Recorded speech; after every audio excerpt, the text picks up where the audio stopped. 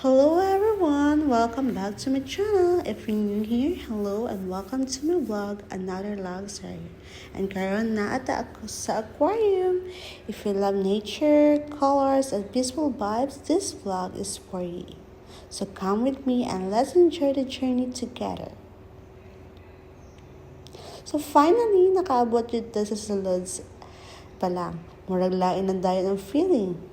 Kalma kaayo, bugnaw, and very relaxing. Perfect kaayo na sa mga place na gusto mag-escape gamay sa kabisi sa life. Grabe, tanawa ninyo. Daghan kaayo isda, different sizes, different colors. Murag rainbow sa ilalom sa dagat. Makainamnam jud ko sa grabe ka creative ni God sa iyang mga binuhat. Tanawa ninyo ilang mga movements, so smooth and calm. Mura nagsayaw ra sila sa tubig. These moments reminds me nga sometimes we also need to slow down and just enjoy where we are. Walking through the aquarium tunnel, this is one of my favorite parts. Mura ikaw mismo naa sa ilalim sa dagat. Ang mga isda mura galangoy sa ibabaw nimo. Grabe ka surreal na experience.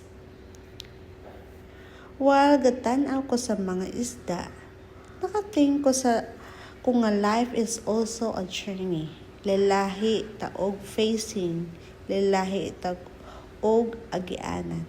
Pero we are all moving forward. Just like them, padayon lang ta.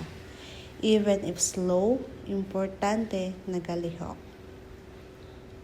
Before na mo exit, one last look sa mga tracks. Honestly, this place gave me peace and joy. If you're feeling tired or overwhelmed, I highly recommend visiting an aquarium.